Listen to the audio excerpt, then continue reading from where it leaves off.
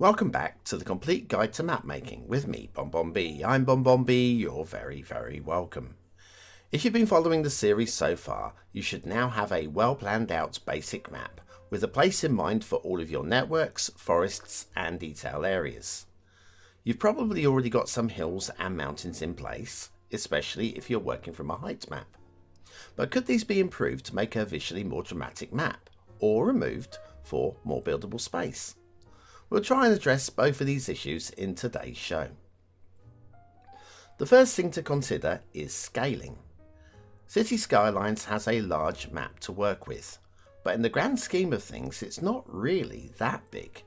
For example, you'd need over 1,000 full-size Cities Skylines maps tiled together to fit in the entirety of Mount Everest.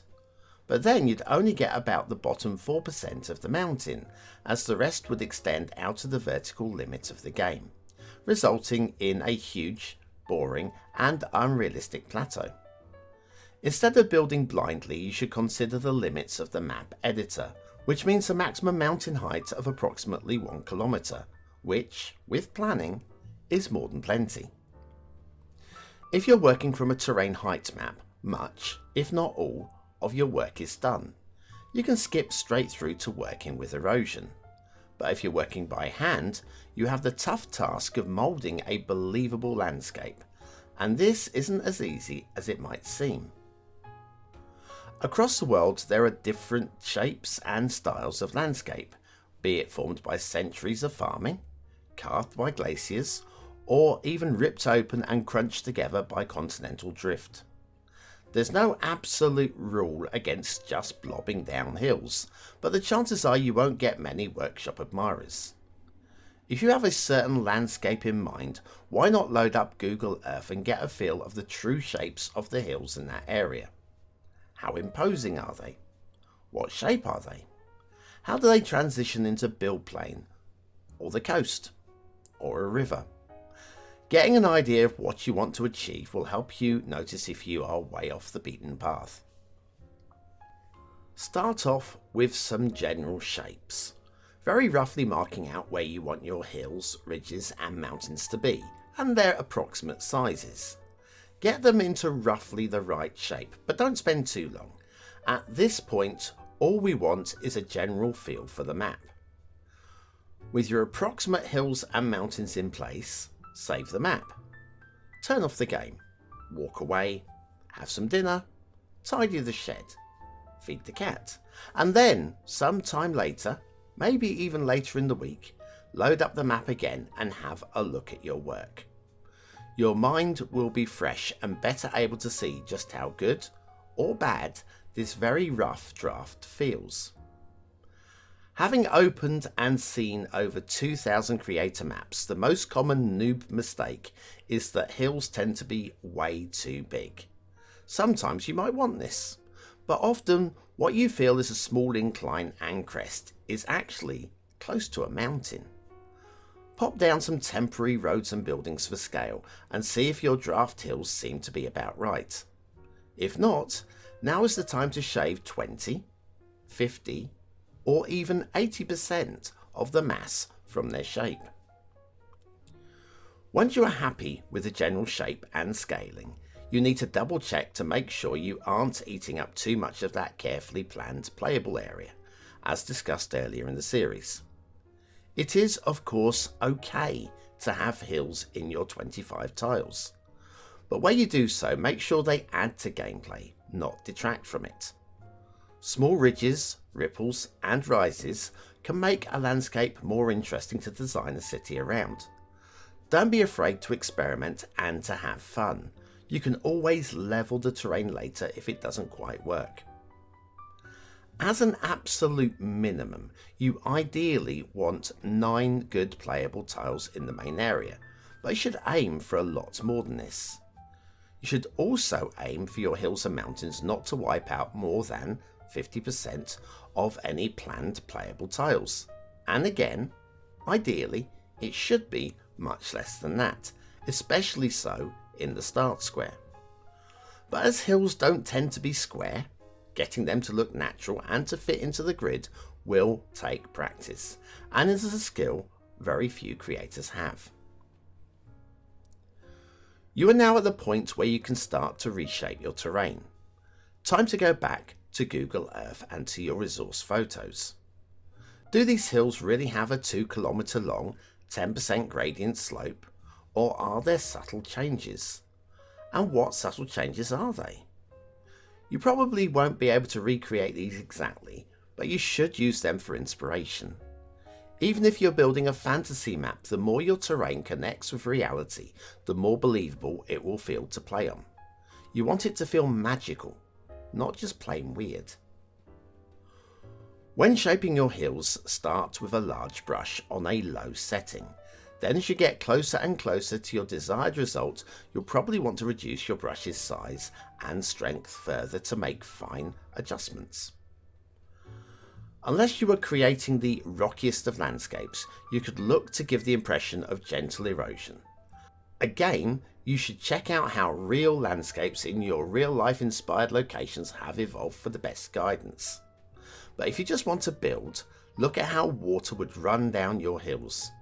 If you can't imagine this, you could place a few temporary spawn points along the upper reaches of your hills to see where the water would naturally flow. Then use a soft brush to gently erode some of this path and see what happens further downhill. Once you have a naturally eroded path, you could then completely remove the water spawn points and you'll have an eroded hillside.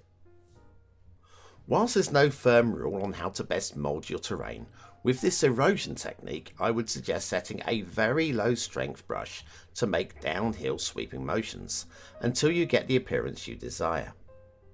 Upper hills would likely be softly shaped, while cliff edges would be far more dramatic. At the base of cliffs there may be a transition from where dirt and rocks have fallen and settled over time before levelling out into the build plane. Speaking of cliffs, let's talk about textures. Excluding resource and sand painting, which is a different subject altogether, your hills will be defined by 3 textures. On soft slopes, you'll have the normal grass texture. On steep slopes, you'll have the cliff texture. And in between, there's a transitional ruined style texture. Each and every theme has a different tolerance point from where the grass point stops, the cliff texture starts, and for how wide the window is for ruining. Try fine-tuning the steepness in places on your hills to force variations in textures, which will make your terrain far more interesting and appealing. Forcing a few cliff texture ridges or subtle plateaus can be the difference between a good map and a really great one. One other consideration for textures is how patterns tile. This is evident in all parts of the map, but is extra noticeable on hills. A texture is a coloured pattern, chosen in this case to look like grass, to fill the required space. Depending on the design of the texture, the size of the texture, and the size of the area being covered, this can look sleek and realistic, or can look like a very badly designed woolly blanket. Take a look at your hills from various distances, and if they have any sort of repeated pattern, it may be worth breaking up the hill into smaller areas of slope, or even testing the map with a completely different theme. Unless you are trying to accurately recreate a real-life location, variety can be the spice of life. Whilst maintaining the feel of the map, try adding things like ditches, small hills, rough ground, small plateaus, elevation changes, minor faults, and so on, which can make a map feel more alive and interesting, and force the city builder into some creative ways to incorporate your undulations into their thriving hub. Again, don't be random here. Look at how what you are carving fits into the overall form of the map, and how it will shape a potential city. If you're worried about your hills and mountains, the big takeaways from this video should be: 1. Try not to expand too much beyond your original plan. You wanted this area to be buildable for a reason. 2. Not to be afraid of working and reworking your hills, eroding and further eroding, sharpening your cliffs, adding extra definition to your work, and a lot more interest. You can always return to an earlier save if you have really overdone things. And 3. Work with the textures and not against them. If your texture has horizontal cracks at this point, don't pretend they don't exist. Work with them to make your terrain feel real. And that's it for hills and mountains. Remember, these are incredibly difficult to design by hand, and not to be too hard on yourself if you feel substandard. Just experiment and have fun, and with practice, you might just end up as a map maker of note. Next time up, we'll be making our map wet by adding lakes, rivers, seas, and all things H2O. To be sure not to miss out, click the subscribe button now along with the notification bell. I can promise you it won't be very long before your burgeoning map starts to spring to life. Thanks for watching. I've been BonBonB and you have been very, very welcome.